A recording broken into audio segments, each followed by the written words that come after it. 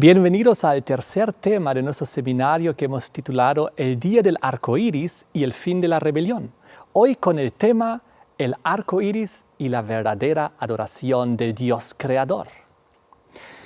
Sucede que 150 días después del diluvio, el arca se asentó sobre el monte Ararat. Lo podemos leer en Génesis 8, 3 y 4. Y es ahí donde Dios puso su pacto con la humanidad. El arco iris, la señal de su maravilloso pacto. El arco iris apareció en aquel lugar por primera vez en la historia y, como todos sabemos y es de conocimiento general, es una señal de amor y misericordia para con la humanidad. Pues Dios, Él prometió no volver a destruir la tierra con un diluvio. Dice aquí en Génesis 9, versículo 11, estableceré mi pacto con vosotros y no exterminaré ya más toda carne con aguas de diluvio, ni habrá más diluvio para destruir la tierra.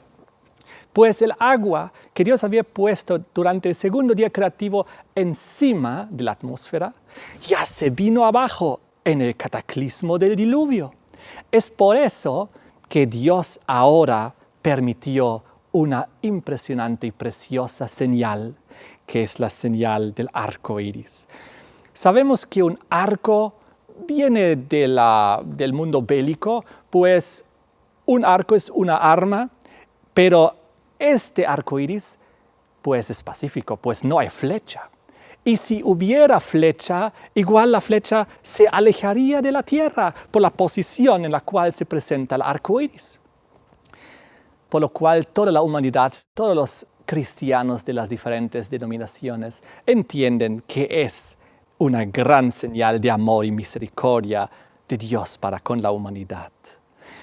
Sucede que el diluvio fue un evento único en la historia de esta tierra. No es algo que se pueda repetir. La capa protectora ya se vino abajo. Pero dice la palabra de Dios que cuando Dios permite la segunda destrucción del planeta Tierra, tras las 7 posteras plagas, al final de la historia humana, cuando Jesucristo retorne, ahí será con fuego, ya no con agua. Vamos a ver un versículo en 2 de Pedro 3, versículos 6 y 7. Por lo cual, el mundo de entonces pereció anegado en agua. Pero los cielos y la tierra que existen ahora están reservados por la misma palabra, guardados para el fuego en el día del juicio y de la perdición de los hombres impíos. Entonces, habrá una segunda impresionante lluvia, pero esta vez ya no con agua, esta vez con fuego, que encontrará su clímax también tras el milenio, según Apocalipsis 20. 2 lluvias únicas en la historia de la humanidad, podríamos decir, en la historia del gran conflicto entre el bien y el mal aquí en la tierra. El diluvio con agua, finalmente el infierno con fuego. Sucede que cuando se dio la señal del arco iris, por primera vez se dieron una secuencia de eventos que permitieron la aparición de un arco iris. Por primera vez, los rayos del sol pudieron impactar directamente sobre el agua, sobre las lagunas, sobre el mar, sobre los lagos, y ahí permitirse la evaporación que permitió la formación de nubes y finalmente la lluvia y con el mismo también el arco iris. Sabemos que en el mundo antes del diluvio, Génesis 2, versículo 6, había un vapor que subía de la tierra y rociaba las plantas, y de esta manera todas las plantas siempre estaban bien húmedas y tenían los nutrientes y la humedad necesaria. Pero ahora, después del diluvio, encontramos por primera vez los 2 ingredientes necesarios para ver un arco iris. Quiero mostrarles una ilustración. Y aquí ustedes ven el arco iris que se forma a través de la combinación de 2 ingredientes, que son la lluvia y los rayos del sol. Los rayos del sol impactan sobre las gotas de la lluvia y eso forma un pequeño prisma y se rebotan y se fragmenta la luz en los diferentes colores y eso es lo que percibimos en la retina. Y es de esta manera que podemos ver un arco iris. Pero en esta gran señal de amor y misericordia que Dios puso en el arco iris, Dios puso una segunda y muy impresionante simbología que está implícita en el mensaje del arco iris. Es muy impactante, es algo que mayormente se desconoce. Es una simbología que está entre líneas y majestuosa. Yo la pude descubrir hace unos cuantos años atrás, cuando estaba en Alemania y estaba leyendo un libro de unas lindas ilustraciones de los diferentes fenómenos ópticos, cómo se forma la lluvia, cómo se forma el arco iris y la nieve y los diferentes fenómenos. Y cuando llegué a la página del arco iris, me di cuenta de un detalle que nunca antes me había puesto a pensar. Y ese pequeño detalle cambia toda la dimensión de la comprensión de la simbología del arco iris. Y está ahí implícito, solo que estaba esperando a que nosotros lo podamos descubrir y entender y su significancia comprender para nuestras vidas y para la humanidad. Ocurre que para ver efectivamente el arco iris, el ser humano necesita tomar una posición como espectador. Porque es posible que haya un arco iris y aunque haya el arco iris, yo no lo esté viendo porque yo como observador, espectador, estoy en una posición que no me permite ver el arco iris. Pues para poder ver el arco iris, el espectador tiene que dar las espaldas al sol. Es decir, tiene que posicionarse con el sol a sus espaldas y ahí está el arco iris delante de ti. Ahora, si ustedes entran en el internet, en los diferentes buscadores que hay ahí y buscan fotos arcoíris, van a ver cientos de maravillosas fotos de arcoíris y una cosa van a ver. Nunca se ve el arcoíris y el sol en una misma foto, porque es imposible. Pues el fotógrafo que saca la foto de un arcoíris tiene siempre el sol a sus espaldas. Y esto es la simbología que nos permite una nueva dimensión en la comprensión del mensaje del arco iris. Ocurre que después del diluvio, cuando Noé y su familia salieron del arca y por primera vez vieron ahí el precioso arco iris y Dios les explicó que es la señal de su pacto, el símbolo de su pacto entre Dios y la humanidad y la tierra entera, Dios dio el mensaje implícito: den la espalda al sol, no miren al sol, no se concentren en el sol. ¿Por qué? Porque les va a hacer daño, no solo físicamente, sino también espiritualmente, como veremos a medida que avancemos en este seminario. Cuando Noé y su familia vieron el sol por primera vez, sin la capa protectora, les comenzó a dañar la vista. Tenían que alejar inmediatamente la vista porque les dañaba los ojos. Y ellos entendieron, algo cambió por siempre. Y Dios puso esta simbología implícita: no miren al sol. Es peligroso porque quema y enceguece físicamente, pero también quema y enceguece espiritualmente, pues comenzaría la terrible adoración al sol, a Dios Sol, construir el sol a partir de después del diluvio, como veremos en los siguientes temas.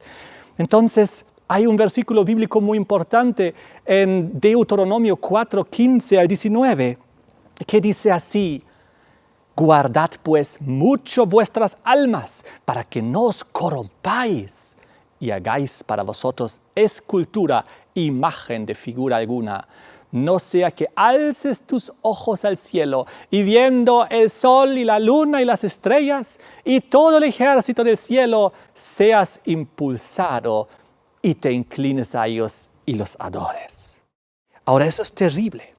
Dios sabía que lamentablemente la humanidad iba a comenzar a dar la espalda a su pacto, a su señal del pacto, a su arco iris. Y iba a comenzar la adoración al sol aquí en la tierra. Es por eso que en el versículo que acabamos de ver, Dios proyecta la adoración al sol, inclusive como el colmo de la idolatría. Pues primeramente explica los diferentes terribles consecuencias de la idolatría en general, pero luego, como colmo en el versículo 19, decía, no sea que alces tus ojos al cielo y viendo el sol, la luna y las estrellas y todo el ejército del cielo seas impulsado y lo adores. Entonces, Dios, desde aquel entonces, puso una orientación simbólica en muchos aspectos de la palabra de Dios. Por ejemplo, la orientación del templo de Dios, que se tenía que levantar primeramente el tabernáculo en el desierto, luego también el templo de Salomón. Dios explicó claramente que tenía que tener una orientación muy precisa. Vamos a leer aquí en Éxodo 26, versículo 22. Decía aquí que el lado posterior del tabernáculo tenía que ser al occidente, el lado posterior.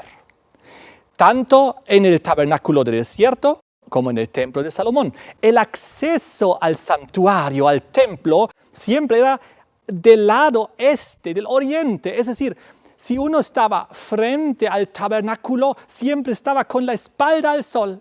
Con la espalda al sol y dando la espalda hacia el oriente y dirigiéndose siempre hacia el occidente.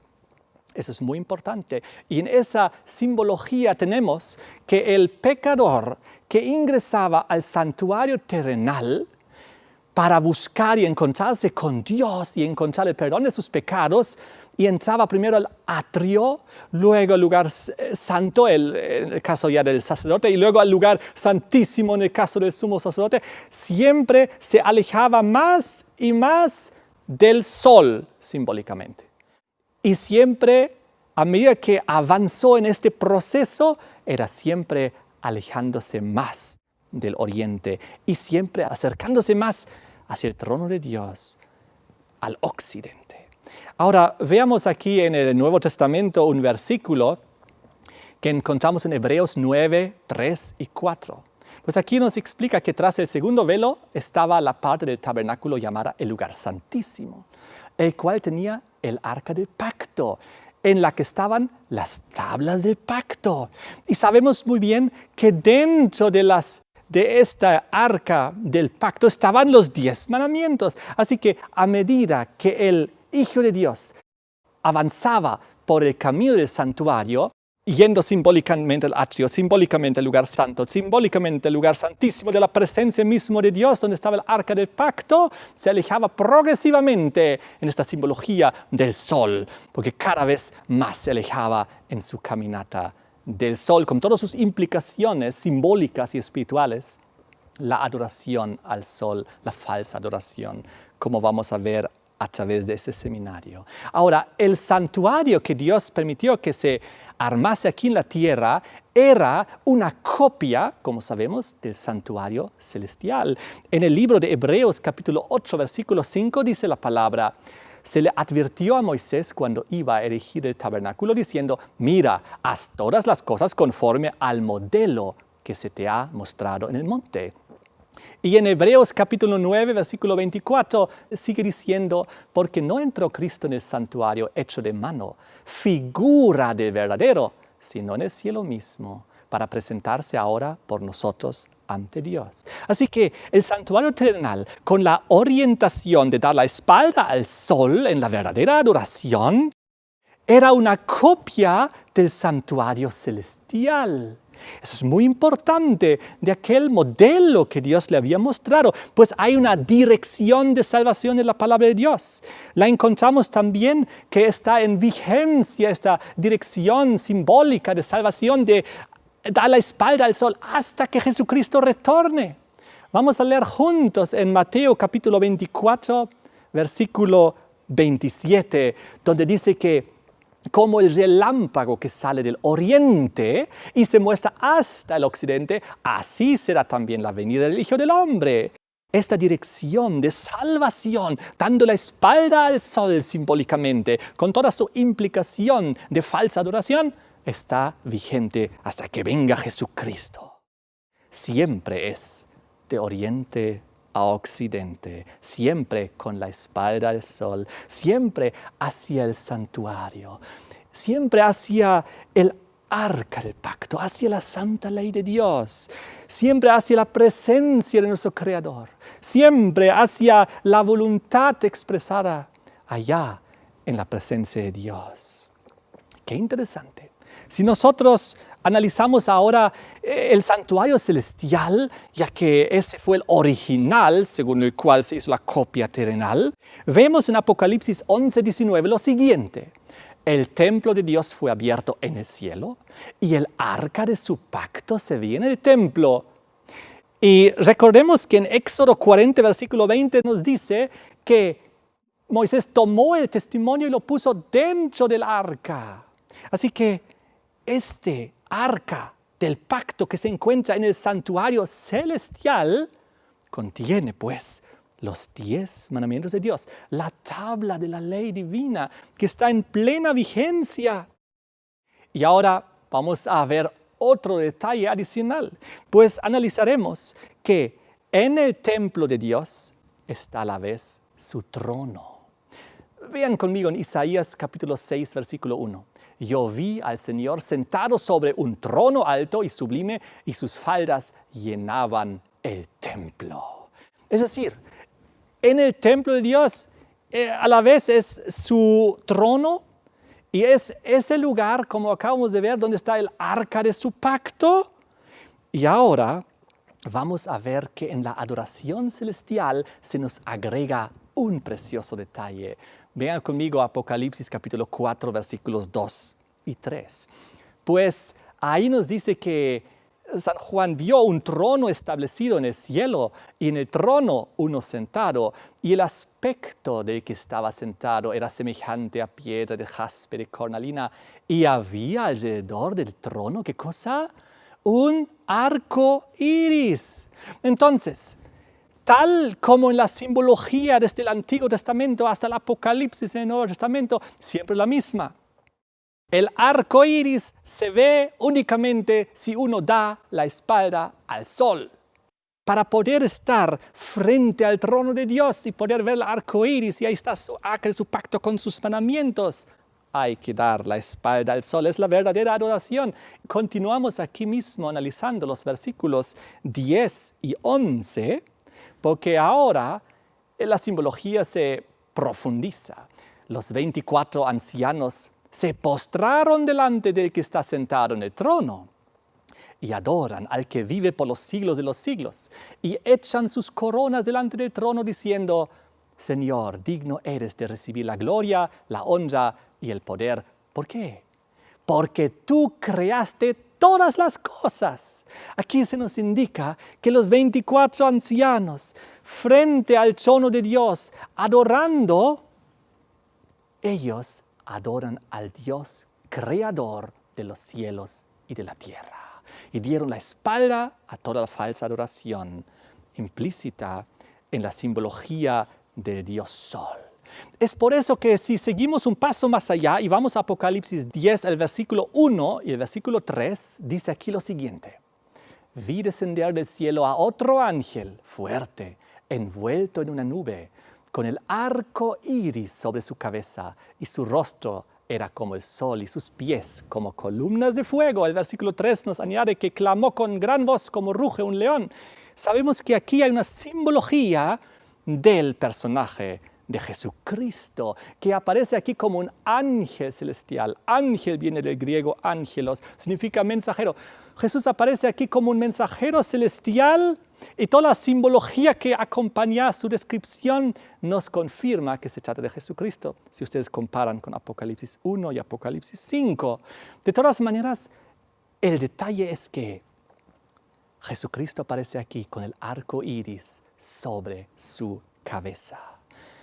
Así que vayamos resumiendo. Si queremos nosotros ver a Dios en su trono, si queremos ver el rostro de Jesús, si queremos ver y acercarnos al Creador de los cielos y de la tierra y también poder postrarnos a sus pies y adorar al Creador que hizo los cielos y la tierra, el mar y las fuentes de las aguas, entonces es necesario que demos la espalda al sol. Únicamente así estaremos frente a su templo, frente al arca del pacto, frente a su santa ley, frente a su trono, frente a su voluntad. Es la única forma. Progresivamente, a medida que el ser humano se acerca a Dios en esta simbología, progresivamente, mientras que el pecador entra al lugar, al atrio, luego la simbología se avanza al lugar santo, la simbología se avanza al lugar santísimo. Dios nos muestra aquí un proceso de transformación a medida que nos alejemos de la falsa adoración, a medida que nos alejemos simbólicamente de la falsa adoración representada por toda la adoración al sol, con su día del sol y con todas las implicaciones que tiene, que vamos a ver a medida que avanzamos en el seminario. Dios tiene un proceso para el ser humano, de llevarlo del pecador, llevarlo a que sea santo. Y Dios inclusive nos quiere llevar a que seamos muy santos, más santos. Progresivamente un plan de salvación, progresivamente un plan de transformación, como dice en su palabra. Ejemplo, Proverbios 4:18, donde dice que la senda de los justos es como la luz de la aurora que va en aumento hasta el día que es perfecto. Segunda de Corintios 3:18, donde dice que somos transformados de gloria en gloria. Un cambio progresivo. Gálatas 5:22 y 23, cuando nos habla acerca del fruto del Espíritu, sabemos que es un fruto que tiene que madurar. El Espíritu Santo en nuestras vidas desea madurar progresivamente nuestro carácter. Es un proceso, tal como Jesús dijo en San Juan 14:6, cuando dijo: yo soy el camino, la verdad y la vida. El camino, un camino es algo que hay que avanzar progresivamente. Y eso es lo que el Señor tiene preparado para nosotros a medida que nos acercamos a Dios, a su voluntad. Nos alejamos progresivamente más del engaño, del error, de la falsa adoración. Por eso la palabra de Dios nos muestra los opuestos de realmente 180 grados. El Dios Sol, como veremos, con su día del sol, símbolo de la falsa adoración, que enceguece y quema espiritualmente a todos aquellos que se enfocan en él y que han dado la espalda al pacto de Dios, el arco iris. Y al otro lado está también la simbología de la verdadera adoración y acercarnos a nuestro Creador y adorar únicamente a Él. Solo hay dos opciones, solo hay dos alternativas. El ser humano tiene que tomar su posición. O doy la espalda al sol y me concentro en el pacto de Dios con la humanidad, con la señal del arco iris, o doy la espalda al arco iris y me concentro simbólicamente en el sol y voy encegueciendo espiritualmente. Vamos a ver ahora esto ejemplificado en el libro de Ezequiel, capítulo 8, versículos 15 y 16. Miren lo que dice la palabra de Dios. Primero nos habla de una serie de diferentes abominaciones, idolatría. Luego le dice: te voy a mostrar peores abominaciones. Le muestra adoración de Tammuz en el versículo 14. Y luego en el versículo 15 dice: y ahora verás abominaciones aún mayores que estas. Y esto ya es la abominación mayor. La peor de las abominaciones está en el versículo 16. Me llevó al atrio de adentro de la casa del Señor. He aquí junto a la entrada del templo del Señor, entre la entrada y el altar, como 25 varones, y ahora fíjense bien, sus espaldas vueltas al templo del Señor.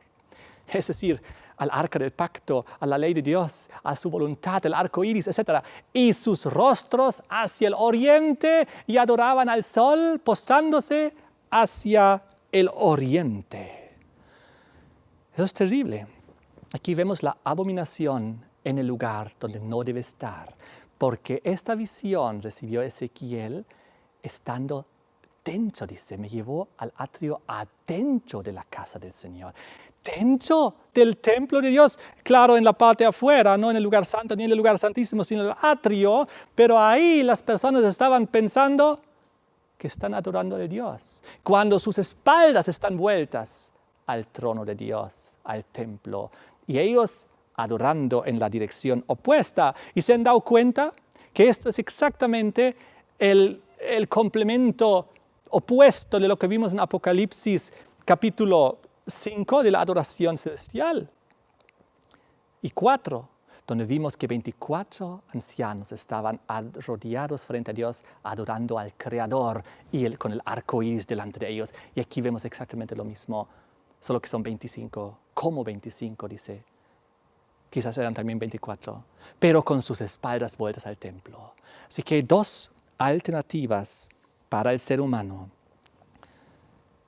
O vemos a Dios, o estamos totalmente cegados, enceguecidos y confundidos. Y aunque estamos dentro del templo de Dios, en el atrio, estamos totalmente en error espiritual.